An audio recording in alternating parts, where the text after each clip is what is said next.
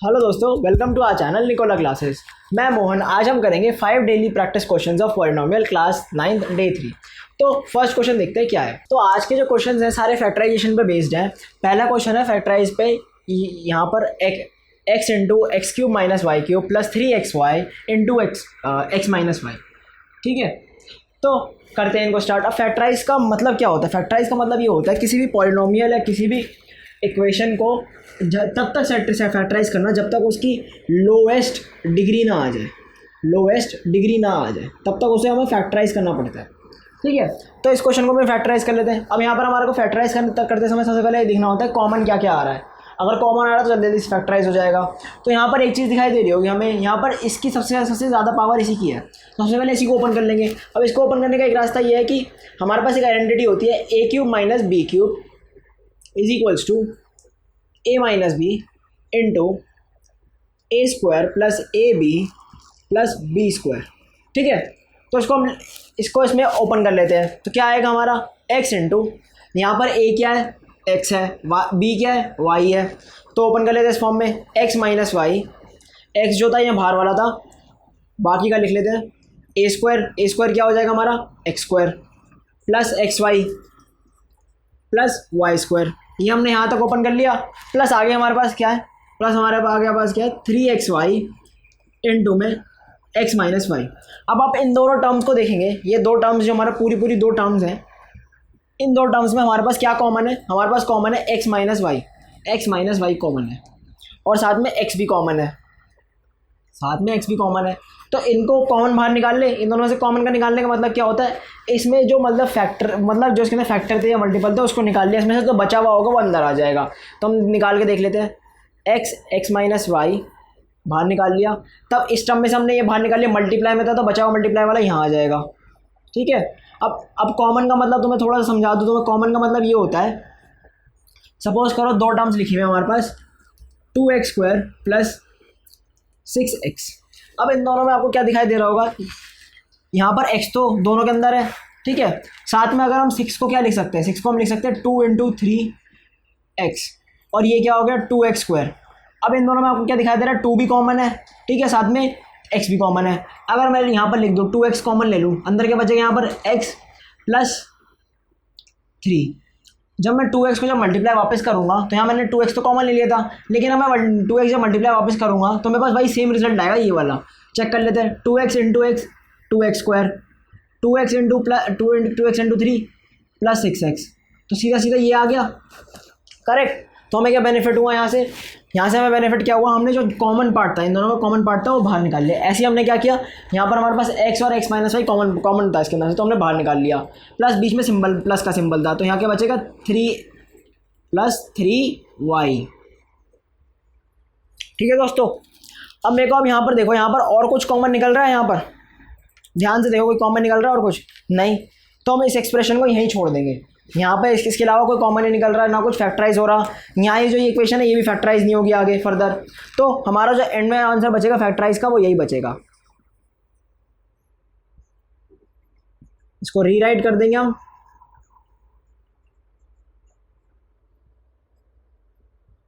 ये हमारा फैक्टराइज होके बच गया है। ये हमारी लास्ट फैक्टराइजेशन की हो गई है। तो हम नेक्स्ट क्वेश्चन देखते हैं। सो दोस्तों, ये हमारा नेक्स्ट क्वेश्चन है फैक्टराइज का। यहाँ पर हमारे को क्या गिवन है, x plus 2 into x square plus 25 minus 10x square minus 20x। ठीक है, तो आपको यहाँ पर क्या दिखाई दे रहा होगा, मैंने पिछले क्वेश्चन में भी जिक्र किया था कि हमें कॉमन जो है ना, कॉमन लेना सबसे पहले। तो इसमें कॉमन दिखाई दे रहा है आपको, क्या दिखाई दे रहा है यहाँ पर हमारा कॉमन। यहाँ पर अगर इसको हम थोड़ा सा तोड़ के लिख के दिखाता हूँ मैं आपको। माइनस इसको तोड़ नहीं सकता मैं, 10x माइनस 2 इंटू 10x ये लिख सकता हूँ इसमें से। अब इसमें से मेरे को कॉमन क्या दिखाई दे रहा है, 10x कॉमन दिखाई दे रहा है मेरे को, और 10x में कॉमन निकाले तो माइनस 10x, माइनस भी कॉमन है ना, तो माइनस कॉमन निकाले तो मैंने निकाल लिया माइनस 10x कॉमन। तो इसके अंदर क्या बचेगा x, क्योंकि माइनस ही बाहर आ जाए, यहाँ से माइनस चला गया तो यहाँ प्लस 2 हो जाएगा, तो प्लस 2 आ गया। फिर आगे देख लो, x plus 2 x square plus 25 ये बची है हमारे यहाँ पर। अब आपको क्या दिखाई दे रहा होगा, इन दोनों टर्म्स में हमारे पास x प्लस 2 भी कॉमन है, तो x प्लस 2 भी कॉमन निकाल लिया हमने। फैक्टराइजेशन में ना यही करना होता है, जितना कॉमन निकाल सकते हो ना आप कॉमन निकालना है, और जितनी डिग्री रिड्यूस कर सकते हो रिड्यूस करनी है। अभी देखना, अभी निकालते और कम हो जाएगा। अभी x+2 कॉमन निकाल लिया इन दोनों में से, ठीक है। फिर क्या अंदर बचेगा हमारे को, x² + 25 और यहाँ से -10x। और आपको दिखाई दे रहा होगा कि यहाँ पर एक क्वाड्रेटिक इक्वेशन बन गई है, ठीक है, क्वाड्रेटिक पॉलिनोमियल बन गया है। अब क्वाड्रेटिक पॉलिनोमियल को मिडिल टर्म से सॉल्व कर सकते हैं, तो इसका मिडिल टर्म सोल्यूशन कर लेते हैं, इसको रीराइट कर लेते हैं। रीराइट कैसे करेंगे, x² - 10x + 25 और यहाँ बाहर हमारा x+2, इसका मिडिल टर्म स्प्लिट कर लेते हैं। फर्स्ट वाले के कोफिशिएंट को लास्ट कांस्टेंट के साथ मल्टीप्लाई करना पड़ता है, तो क्या आएगा 25 × 1। इसको और इसके फैक्टर्स निकाल लेते हैं, फैक्टर्स इनसे मल्टीप्लाई निकालते हैं, क्या बनेगा 5 × 5 ही बनेगा ना। अगर हम इन दोनों इसको मल्टीप्लाई करेंगे क्या आएगा 25 ही आएगा। अब इन दोनों का सम देख लेते हैं, अगर प्लस प्लस सम देखते हैं, +5 + 5 तो सम आएगा +10, -5 - 5 -10 आएगा सम, ठीक है। तो हमें यहाँ -5 - 5 लिख सकते हैं। अगर हम इसको थोड़ा सा ओपन करें, मिडिल टर्म स्प्लिट सबको ही आता होगा, अगर नहीं आता होगा तो लेक्चर में सीख लेना, कोई इशू नहीं है। x² - 5x - 5x + 25। अब यहाँ पर आपको क्या कॉमन दिखाई दे रहा है, ये जो हमारी जो क्वाड्रेटिक पॉलिनोमियल है इसके अंदर क्या कॉमन दिखाई दे रहा है, यहाँ पर क्या कॉमन दिखाई दे रहा है कि यहाँ पर इन दोनों में से x कॉमन है, तो हमने x कॉमन ले लिया इन दोनों में से, x - 5। इन दोनों में से क्या कॉमन दिखाई दे रहा है, -5 दिखाई दे रहा है कॉमन। -5 कॉमन इसमें से लूँगा तो बचेगा x, इसमें से अगर -5 कॉमन लूँगा तो यहाँ तो पहले 5 लूँगा कॉमन तो 5 बचेगा, फिर अगर -भी कॉमन ले लिया तो बचेगा -5। इतना आ गया। अब ये दो टर्म अलग अलग बन गई हमारे पास, ठीक है। इन दो टर्म में से x - 5 कॉमन ले लेता हूँ मैं, तो मैंने ले लिया x - 5 भी कॉमन, तो अंदर क्या बचेगा x - 5। तो दोस्तों ये हमारा हो गया है फैक्टराइज। अब फैक्टराइज कैसे कहेंगे इसको हम, क्योंकि ये लोएस्ट डिग्री तक पहुंच गया है, इससे आगे नहीं हो सकता फैक्टराइज ये, ठीक है। कुछ बच्चे सोचेंगे यार यहाँ से कैसे आगे होगा, तो यहाँ पर हमें मिडिल टर्म देखना है। जहाँ आपने जो फैक्टराइजेशन का तरीका सीखा है, आइडेंटिटीज़ हो गई, फैक्टराइज में मिडिल टर्म स्प्लिट हो गया, या क्यूबिक वाले जब करोगे, जहाँ जो चीज़ लग सकती है, जितना आप खोल सकते हो, आइडेंटिटी लगा के खोल सकते हो, रिजल्ट लगा के खोल सकते हो, उतना हमें खोलना है इसको। आगे जाके देखोगे एक और टॉपिक आएगा हमारा 10th क्लास में, कंप्लीटिंग स्क्वायर का, ठीक है, वो भी देखना पड़ेगा अभी आपको। चलो इतना होप्स आपको समझ आ गया होगा इतना, तो आप जाके अपने हमारे यूट्यूब चैनल के जो कमेंट बॉक्स है उसमें अगर कोई डाउट होगा तो प्लीज़ मेंशन कर देना वहाँ पर। तो नेक्स्ट क्वेश्चन देखते हैं। तो दोस्तों ये फर्स्ट क्वेश्चन का सी पार्ट है। अब मैं आपको एक छोटी सी टिप दूंगा, एक क्वेश्चन आपको देख के लग रहा होगा फैक्टराइज करना है इसको, लेकिन ये बहुत बड़ा सा क्वेश्चन है यार, कि हमारे को इसमें ये भी खोलना पड़ेगा, ये भी खोलना पड़ेगा, फिर इसको भी खोलना पड़ेगा। नहीं भैया इतना नहीं करना है। एक चीज़ कहूँगा तुम्हें मैं, जब भी तुम क्वेश्चन को जब सॉल्व करने जाओ ना, तो पहले सबसे पहले ना क्वेश्चन को एनालाइज करना, कि यार वहाँ पर क्या कॉमन दिखाई दे रहा है, क्या कॉमन नहीं दिखाई दे रहा है। तो उससे ना क्या पता, कुछ क्वेश्चन ऐसे होते हैं जिनमें ना एक ट्रिक लगाने से ना बहुत लंबी जो कैलकुलेशन होती है ना 2 मिनट में ख़त्म हो जाती है। अब मैं एक चीज़ आपको दिखाऊँ, यहाँ पर इस क्वेश्चन में ऐसे ही कुछ है। यहाँ पर जो ये वाला पार्ट है, वो किसके इक्वल है, इसके इक्वल है, ठीक है। और ये वाला पार्ट है वो इसके इक्वल है। दिख रहा होगा आपको कि a - b + c, a - b + c, b - c + a, b - c + a, okay. तो अगर हम ले लें let a - b + c b x and let b - c + a b y। अब हमने लिया क्यों है, क्यों यहाँ पर मैंने x लिया तो क्या बन जाएगा x², यहाँ मैंने y लिया तो क्या बन जाएगा y²। यहाँ हमने यहाँ ये क्या था हमारे पास x था, वो क्या था y, तो क्या बन गया आइडेंटिटी, x² + y² + 2xy = बोलो भाई x + y का होल स्क्वायर, आइडेंटिटी बन गई। यहाँ से देखो कितना आसान हो गया काम। हम सोच रहे थे इसको खोलना पड़ेगा, इसको खोलना पड़ेगा, फिर इसको खोलना पड़ेगा, ना भैया 1 मिनट में काम खत्म हो गया। चलो आगे लिख लेते हैं। अब इसको आगे लिख के क्या आएगा ये, अब इसको अगर इसको लेट कर लिया है तो हम इसको ऐसे लिखेंगे x² + y² + 2xy। अब नेक्स्ट स्टेप में क्या बन जाएगा ये, x + y का होल स्क्वायर यूजिंग आइडेंटिटी कौन सी, a² + b² + 2ab, a + b का होल स्क्वायर, ठीक है। सेम वेरिएबल नहीं दिखाया वहाँ पर हमने, ओके। चलो आगे बढ़ते हैं। अब इसके अंदर x और y की वैल्यू पुट कर देंगे जो हमने लेट करी थी। चलो x की वैल्यू पुट करते हैं। x की वैल्यू क्या है, a - b + c + b - c + a और ब्रैकेट बंद और होल स्क्वायर। अब इनको अंदर ओपन कर लेंगे, इनको अंदर ओपन करके क्या आएगा, यहाँ पर क्या आ गया a माइनस बी प्लस सी, इसको ओपन करेंगे प्लस का साइन है तो कोई फ़र्क नहीं पड़ेगा, b माइनस सी प्लस ए। ठीक है दोस्तों, अब यहाँ पर क्या दिखाई दे रहा होगा आपको, b से b कट रहा है, minus B plus B, c plus C minus C, दो चीज़ें कट गई तो हमारे पास क्या बचा है यहाँ पर 2a और उसका स्क्वायर, 2a और उसका स्क्वायर, यहाँ पर 2a बचा प्लस 2a और ऊपर से होल स्क्वायर, तो ये क्या आ जाएगा हमारा 4a स्क्वायर। तो देखो हम सोच रहे थे बहुत बड़ा कुछ आएगा, भैया यहाँ तो जरा सा चींटी जैसी एक चीज़ बच गई, इतने बड़े के सामने तो चींटी है भाई, वो इतना बड़ा है भैया, इतना बड़ा, उतने बड़े के इतना सामने। ठीक है, तो ऐसे ही है कि आपको छोटी छोटी चीज़ें देखनी पड़ेंगी यार, यहाँ क्या लग सकता है, यहाँ क्या लग सकता है। सबसे बड़ी बात, अगर आपको कोई चीज़ें इतनी बड़ी बड़ी चीज़ें सेम दिखाई दे रही है ना, उसको लेट कर लेना, लेट करने से ईजी हो जाएगा, बाद में लास्ट में वैल्यू पुट कर देना, कैलकुलेशन भी ईजी हो जाएगी। ठीक है, तो होप आपको समझ आ गया होगा। नेक्स्ट क्वेश्चन की तरफ चलते हैं। तो दोस्तों ये हमारा क्वेश्चन नंबर 2 का फर्स्ट पार्ट है। तो यहाँ पर हमारे को फैक्टराइज करना है एक quadratic equation, quadratic polynomial given है, इक्वेशन कह रहा हूँ मैं, क्वाड्रेटिक पॉलिनोमियल गिवन है, और वो भी इसका मिडिल टर्म किसमें, रूट में है। ये थोड़ा सा ना बच्चे देख के डर जाते हैं यार, रूट वाला आ गया कहाँ से करेंगे, रूट वाला करेंगे कहाँ से, अरे बहुत आसान होता है। अब कैसे होता है आसान, यहाँ पर देखो मिडिल टर्म स्प्लिट जैसे करनी होती है वैसी करनी होती है। इसको हमने नीचे उतार लिया, x square minus root 2x माइनस 30। सबसे पहले क्या करते हैं हम, फर्स्ट वाले का कोफिशिएंट क्या है, यहाँ पर 1 है, उसको किससे मल्टीप्लाई कर देंगे, लास्ट वाले के साथ, क्या आ जाएगा ये 30 × 1। ठीक है, 30 × 1 आ गया। अब यहाँ पर हमें क्या काम करना है, इसको किस में ब्रेक करना है, इसमें 2 × 5 में, 2 × 15 में ब्रेक करेंगे इसको हम, पक्का। अब आगे क्या करेंगे, यहाँ पर हमारे को जब मिडल टर्म में यहाँ मैं दिखा देता हूँ तुम्हें, पेन चेंज करके दिखा देता हूँ आराम से। यहाँ जब हमें मिडल टर्म के अंदर रूट 2 चाहिए होता है, रूट टू चाहिए होता है ना मिडल टर्म के अंदर, रूट 2, तो क्या करना होता है, जो हमारे को 2 आया है ये, इसके अंदर 2 निकाल लेना होता है, या रूट 2 रूट 3 जो भी चाहिए होगा वो निकाल करके उसको स्प्लिट कर लेना होता है। अब स्प्लिट कर लेते हैं इसको, हम क्या लिख सकते हैं, रूट टू को हम रूट टू लिख सकते हैं। अब रूट टू क्या होता है, 2 ही होता है ना, तो अल्टीमेटली रूट 2 तो लिख सकते हैं इसको, रूट टू। यहाँ पर हमारा क्या है, मल्टीप्लाई में 15 है, मल्टीप्लाई में 15 है, साथ के साथ उसको लिख लिया 15। जो भी चाहिए होगा, सपोज यहाँ पर रूट 7 होता और तुम्हारा आ जाता लेट से 7 × 5, तो तुम इसको डिवाइड कर लेते, रूट 7 × 5। चलो अभी और प्रैक्टिस भी करेंगे और क्वेश्चंस भी ऐसी, आगे बढ़ते हैं। अब हमने इसको क्या किया, हमने इसको थोड़ा सा और स्प्लिट कर लिया, स्प्लिट करके यहाँ पर इसको क्या करेंगे, 15 को और स्प्लिट कर लेते हैं। 15 को स्प्लिट करने से क्या बेनिफिट होगा, देखते हैं अभी। 3 × 5 कर सकते, इससे ज़्यादा स्प्लिट नहीं कर सकते। और यहाँ पर आ गया रूट 2 × रूट 2। अब मेरा एक सवाल था तुम लोगों से, अगर हम इसकी पोजीशन चेंज कर दो, इन दोनों की पोजीशन चेंज कर दो, कोई फ़र्क पड़ेगा, नहीं पड़ेगा। क्यूमुलेटिव प्रॉपर्टी होती है कि मल्टीप्लाई में हम कहीं भी कोई भी चीज़ लगा सकते हैं, कोई इशू नहीं है। तो मैं क्या लिख सकता हूँ, 5√2 × 3√2। ठीक है, ये पूरी एक अलग बना दिया, ये पूरा अलग बना दिया, लेकिन मल्टीप्लाई में है सब कुछ।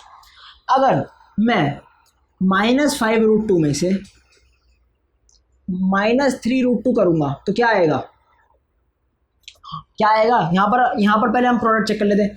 प्रोडक्ट क्या आ रहा है, 5 × 3 15, और ये 5 लिख दिया गलती से मैंने, 2 है यहाँ पर, 2√2 × 2, तो क्या आ गया 15 × 2, क्या आ गया 30 आ गया, वापस हमारा 30 आ गया यहाँ पर, कोई इशू तो नहीं है, तो ये वैलिड है।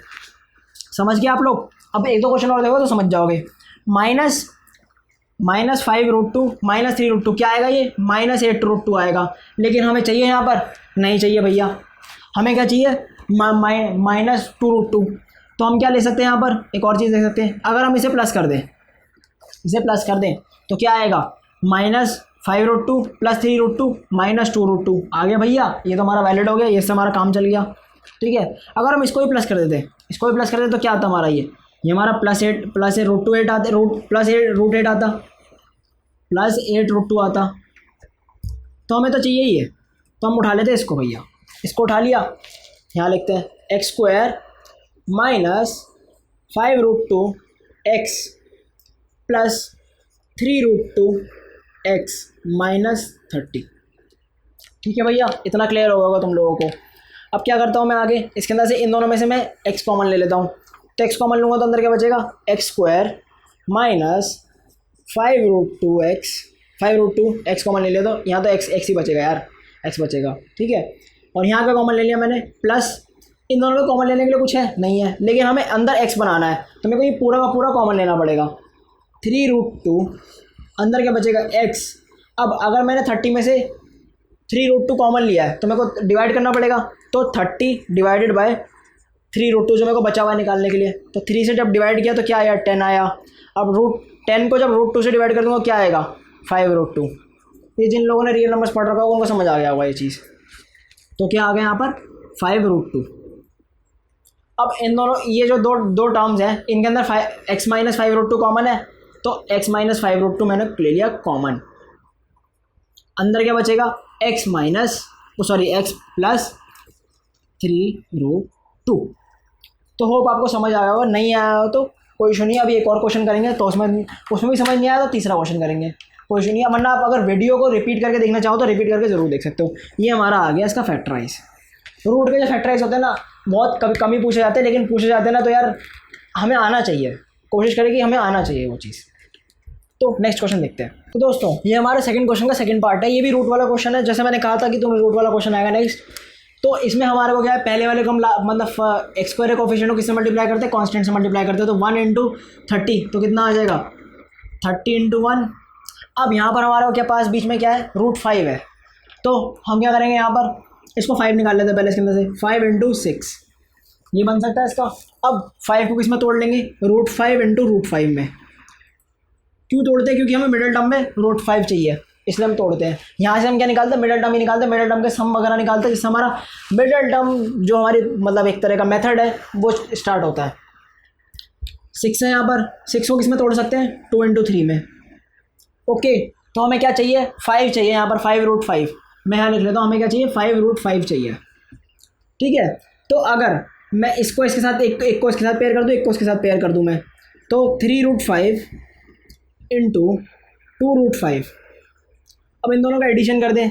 ये तो अगर इसको मल्टीप्लाई करके देख लेते हैं, एक बार चेक करके देख लेते हैं। 3 × 2 6 5 × √5 5 = 30। चलो भैया ये सेटिस्फाई हो गया। आगे बढ़ते हैं तो इसको अगर हम एडिशन करेंगे 3√5 प्लस 2√5 = 5√5 आ गया। लेकिन अगर हम माइनस करते 3√5 माइनस 2√5 क्या आता हमारे पास √5। ठीक है, तो मैंने दोनों चीज़ दिखा दी। हमें किसकी रिक्वायरमेंट है, इसकी रिक्वायरमेंट है, तो ये उठा लेंगे हम यहाँ से। तो उठा लिया यहाँ पर x² plus 3√5x plus 2√5x plus 30। समझ गए आप लोग। चलो आगे बढ़ते हैं। इन दोनों में से क्या कॉमन ले सकते हैं, x कॉमन ले सकते हैं। x कॉमन ले लिया, अंदर क्या बचा x² प्लस 3√5। यहाँ से कॉमन ले लेंगे भैया, हमें अंदर x लाना है तो हमें पूरा का पूरा कॉमन लेना पड़ेगा। प्लस 2√5 कॉमन ले लिया हमने, तो अंदर क्या बचेगा x प्लस 30 मतलब 30 का डिवाइड करेंगे, 30 को डिवाइड करेंगे 2√5 से। जब मैंने 2 से डिवाइड किया तो क्या आया मेरे पास है 15। अब 5 से डिवाइड किए, फिर √5 से डिवाइड करेंगे तो कैसे करेंगे, यहाँ पर करते हैं अभी। इसको क्या लिख सकते हैं हम 3 × 5, और 5 को क्या लिख सकते हैं 5√5। अब √5 से कैंसिल किया, एक 5 कैंसिल हो, एक √5 कैंसिल हो गया, अंदर क्या बचा 3√5। देखा ऑटोमेटिकली हमारे पास ये सिमिलर वाला आ गया, ये वाला आ गया सिमिलर वाला बिल्कुल। चलो आगे बढ़ते हैं। अब अभी एक और चीज़ ही बतानी है मेरे को। यहाँ पर हम गए, ये मैंने दोबारा देखो x² लिख लिया, यहाँ पर तो x था ना, x² लिख लिया था। अब ये दोनों में कॉमन है x प्लस 3√5, तो x प्लस 3√5 मैंने कॉमन ले लिया। अंदर क्या बचेगा, मतलब दूसरी साइड क्या बचेगा x प्लस 2√5। ये हमने देख ही रखा है मिडिल टर्म स्प्लिट में। अब कुछ बच्चों के मन में डाउट आता है कि यार हम इन दोनों में से आइडेंटिफाई कौन सा करें कि कौन सा इसके साथ कॉमन ले और कौन सा इसके साथ कॉमन ले। एक बार ट्राई करके देख लेते दूसरे मेथड से कौन सा किसके साथ कॉमन लेना होता है। x² plus 2√5x plus 3√5x plus 30। यहाँ डिपेंड करता है, कभी कभार हमें इसको इसके साथ ही, इस वाली पर्टिकुलर टर्म को इसके साथ ही लेना पड़ता है, इस वाली को इसके साथ देना पड़ता है। कंडीशंस पे डिपेंड करता है। एक बार चेक करके देख लेते हैं यहाँ पर है या नहीं वो कंडीशंस। x² x कॉमन लिया तो अंदर आया x प्लस 2√5 सॉरी x नहीं, यहाँ पर क्या कॉमन लेंगे 3√5 लेंगे कॉमन, क्योंकि अंदर हमें x चाहिए। ठीक है, अब आगे क्या बचा हमारे पास, आगे तो हमें 30 में से निकालना है, तो 30 डिवाइडेड बाय 3√5। 3 से कैंसिल किया तो क्या आया 10 आया। अब 10 को क्या लिख सकते हैं हम 2 × 5, अब 5 को क्या लिख सकते हैं, √5 इंटू √5, √5 कैंसिल हुआ, कैंसिल हो गया, बचा क्या 2√5। बात तो कोई फ़र्क नहीं पड़ा, यहाँ पर 2x+2 2√5 है और यहाँ पर भी x+2 √5 है, तो हमारा आंसर कुल मिला के वही आया। लेकिन कहीं कहीं जगह पर ना हमारे यहाँ फ़र्क पड़ जाता है, तो इस चीज़ का ध्यान रखना, क्या आप कॉमन लोगे, क्या आप कॉमन ले रहे हो, दूसरे वाले में भी सेम आना चाहिए। चलो इस वाले में तो हमने इसका ले लिया, इधर ले लिया, चाहे इधर ले लिया, कोई फ़र्क नहीं पड़ेगा। लेकिन जब यहाँ पर कुछ ना कुछ होगा ना तब फ़र्क पड़ेगा। यहाँ पर तो इवन था तो फ़र्क नहीं पड़ा, लेकिन जब यहाँ कुछ होगा तो फ़र्क पड़ेगा, इसलिए समझ रहे हो आप। चलो आगे बढ़ते हैं। तो दोस्तों ये रहा हमारा एक और रूट का क्वेश्चन। अब इस रूट के क्वेश्चन में क्या है, हमारे को यहाँ पर जो हमारी फर्स्ट वाली टर्म है ये भी रूट में है और लास्ट वाली टर्म भी रूट में है, तो अब तो और आसान हो गया क्योंकि हमें मिडिल टर्म में कोई रूट नहीं ढूंढना है यहाँ पर। अब इन दोनों को जब मल्टीप्लाई करेंगे तो क्या आएगा, क्योंकि मिडिल टर्म स्प्लिट में हम सबसे पहले जो भी क्वाड्रेटिक पॉलिनोमियल होता है उसको मिडिल टर्म स्प्लिट से ही ज़्यादातर करते हैं। तो जब इन दोनों को करा मल्टीप्लाई तो क्या आया 3√5 इंटू 5√5। अब √5 मतलब चलो 3 से 3 कर लेते हैं, 3 से 5 कर लेते हैं, तो 3 से 5 क्या आएगा 15 इंटू √5 इंटू √5, तो क्या आ गया यहाँ पर 15 इंटू 5, √5 का क्या आ जाएगा 5 हो जाएगा। तो 75 इंटू 5 75, ओ सॉरी मैंने आंसर ही बोल दिया, 15 इंटू 5 75 आ गया। अब 75 को हम करेंगे स्प्लिट, 75 को किस में स्प्लिट करेंगे, 75 इंटू 1, 25 इंटू 3, हमें तो 20 चाहिए ना, 20 चाहिए हमें। चलो और स्प्लिट करते हैं यहाँ पर 25 को और इसके 75 को और किसमें करेंगे, यहाँ से और फाइंड आउट कर लेते हैं 15। हाँ इसको क्या लिख सकते हैं हम 5 इंटू 15, 5 इंटू 5 ये वाला अपना उठा लिया वापस वाला, तो क्या आएगा 15 प्लस 5 आगे हमारा प्लस 20। देखा जो हमने मल्टीप्लाई किया था वही आंसर निकल पड़ा, जो हमने यहाँ पर मल्टीप्लाई किया था 15 इंटू 5 वही आ गया हमारे पास। चलो 5√5 x² plus 15x plus 5x plus 3√5। तो दोस्तों मैंने पिछले क्वेश्चन में जिक्र किया था कि यहाँ पर जो हमारा जो है 5√5 जब होगा मतलब कोई यहाँ पर x² का जो कोफिशिएंट होगा तो फ़र्क पड़ेगा यहाँ पर, ठीक है, कि यहाँ पर क्या कॉमन ले क्या कॉमन ना ले। अब मेरे को एक चीज़ दिख रही है यहाँ पर, एक चीज़ क्या दिखाई दे रही है कि ये जो दो टर्म है ये वाली और ये वाली, इन दोनों में ना कुछ ज़्यादा ही चीज़ें कॉमन है। मतलब इन द सेंस अगर मैं इन दोनों में से 5 कॉमन ले लूँगा ना तो दोनों के अंदर 5x कॉमन ले लूँगा ना तो दोनों के अंदर 5, इसमें √5 बचेगा, इसमें खाली x बचेगा, मतलब √5x बचेगा। और अगर इन दोनों को कॉमन लूँगा तो मैं इन दोनों में क्या आएगा, इसमें से अगर मैंने √35 कॉमन ले लिया तो 1 बचेगा, मतलब 3√5 कॉमन ले लिया तो 1 बचेगा। और यहाँ पर से अगर मैंने 3√5 कॉमन लिया तो यहाँ पर क्या बचेगा मेरा √5 बचेगा। तो मेरे को कॉमन इन दोनों चीज़ों में ज़्यादा दिखाई दे रहा है, इन दोनों चीज़ों में ज़्यादा दिखाई दे रहा है और इन दोनों चीज़ों में दिखाई दे रहा है ज़्यादा कॉमन। तो बेनिफिट तो ये जहाँ जो ज़्यादा कॉमन दिखाई दे रहा है वहाँ से वो उठा लो। चलो कर लेते हैं अपन लोग, इनकी पोजीशन चेंज करते हैं। 5√5 x² plus 5x plus 15x। तो यही चीज़ ध्यान रखना कि जहाँ ज़्यादा कॉमन आ रहा है तो वहाँ से हमें आसानी होगी। तो यहाँ से कॉमन ले लेते हैं, 5x कॉमन ले लिया मैंने इसमें से पहले दो में से, तो अंदर क्या बचा √5x प्लस में क्या बचेगा 1, ठीक है। अब मेरे को यहाँ लास्ट में 1 लेके आना है, यहाँ लास्ट में 1 लेके आना है, तो मेरे को ये पूरा का पूरा एज इट इज़ कॉमन लेना पड़ेगा। ये थोड़ा साइकोलॉजिकली सोचोगे तो यही करना पड़ेगा ना। तो मैंने √5 कॉमन ले लिया यहाँ से, 15x में से मैंने √5 जब कॉमन लिया 3√5 जब कॉमन लिया मैंने, 3 से ही कैंसिल किया तो क्या बचा 5x। अब 5x को क्या लिख सकता हूँ मैं √5 इंटू √5 इंटू x, √5 कैंसिल हुआ तो अंदर क्या बचेगा √5x। तो √5x, x जो अलग से है इसके साथ नहीं अलग से है, +1 एज इट इज़ दोनों में से ये दोनों सिमिलर आ गए। हमें क्या करना होता है, ये दोनों टर्म्स जो है सिमिलर बनानी पड़ती है, जो ये अंदर ब्रैकेट के आता है दोनों सिमिलर बना लेते हैं। अब ये दोनों कॉमन ले लिया हमने, √5x + 1 कॉमन ले लिया, अंदर क्या बचेगा यहाँ पर इधर की साइड 5x + 3√5। तो यहाँ पर हमारा सोल्यूशन आ गया इसका।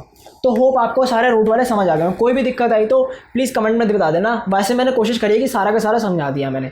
तो चलते हैं नेक्स्ट क्वेश्चन की तरफ।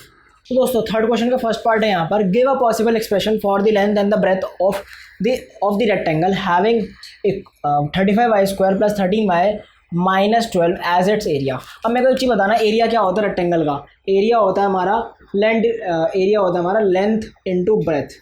अब मेरे को एक चीज़ बताना, अगर लेंथ इंटू ब्रेथ होता है तो इसका अगर कोई भी यूनिट हुई तो अगर हम लेते हैं मीटर यूनिट हुई, इसकी यूनिट मीटर है, इसकी यूनिट मीटर है, तो मीटर स्क्वायर आंसर आता है।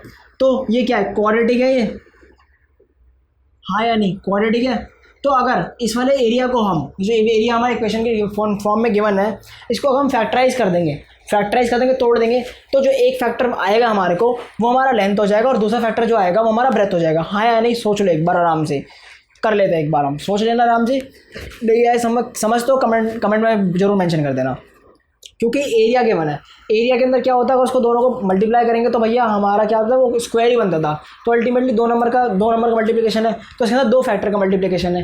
तो एक फैक्टर हमारा कोई भी उसमें से लेंथ हो जाएगा, दूसरा फैक्टर कोई भी हमारा वो हो जाएगा, ब्रेथ हो जाएगा। तो जल्दी से इसको हम कर लेते हैं factorise. 35y² plus 13y minus 12। अब 35 इंटू 12 कितना होगा, 35 इंटू 12 कितना होगा, 2 से इसको इंटू किया तो क्या आया 70, क्रॉस लगाया 1 से इंटू किया 5 3 0, ऐड किया, इसको एडिशन किया 2 1 420, 420 आ गया।